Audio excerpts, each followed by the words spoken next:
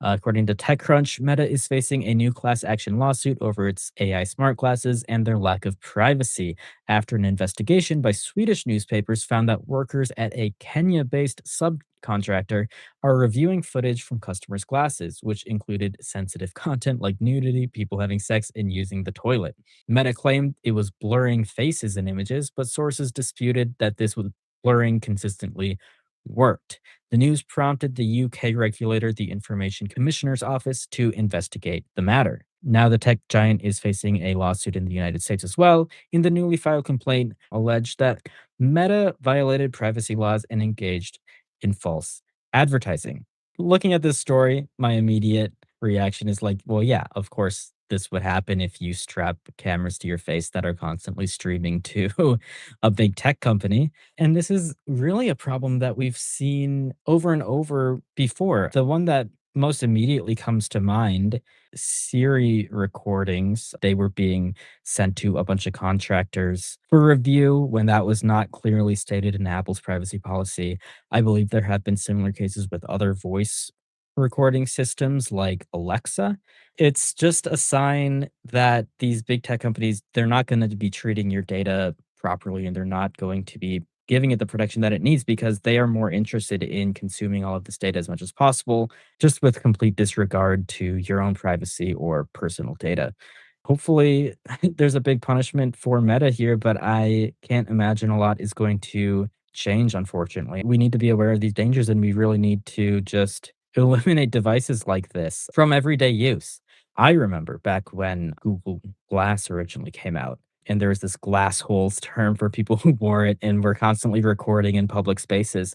And now all of this stuff is kind of being normalized, unfortunately, and there isn't as much pushback anymore. In 2025, over 7 million people bought Meta smart glasses. What's different this time that it worked when it did not last time? I'm very confused.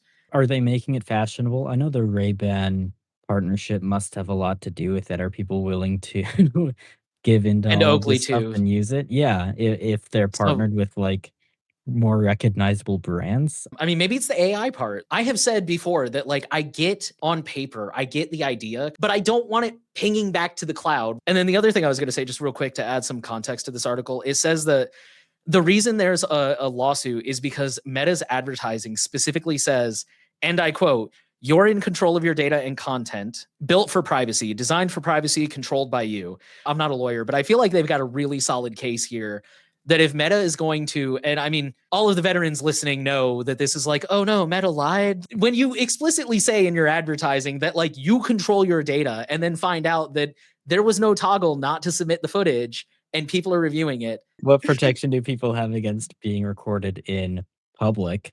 Unfortunately, I think the answer in most countries, including here in the United States, is not much. But I think that this is a good example of why data privacy concerns are certainly not only a technical issue. But at the end of the day, the best way to prevent something like this is to get strong data privacy laws out there that would prevent people from doing this and using your data without your consent, because I don't think that just being out in public or walking around is necessarily consent to be like recorded and filmed and that footage stored permanently for the rest of time.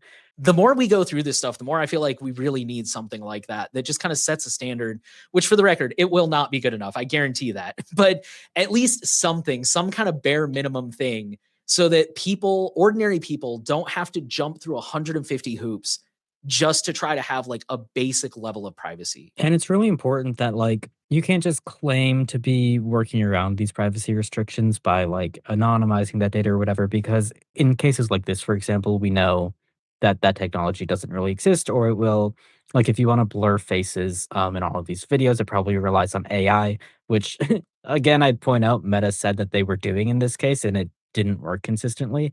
That's just going to be inherent to all of this technology. You're never going to be able to 100% ensure that all of this data is being handled privately, no matter what Meta is claiming about this. It takes a shockingly small amount of data to de-anonymize somebody. And it always cracks me up when it's something like location, right? Like, and how many other people in the world spend 8 hours a night at this location and then 8 hours a day at that location?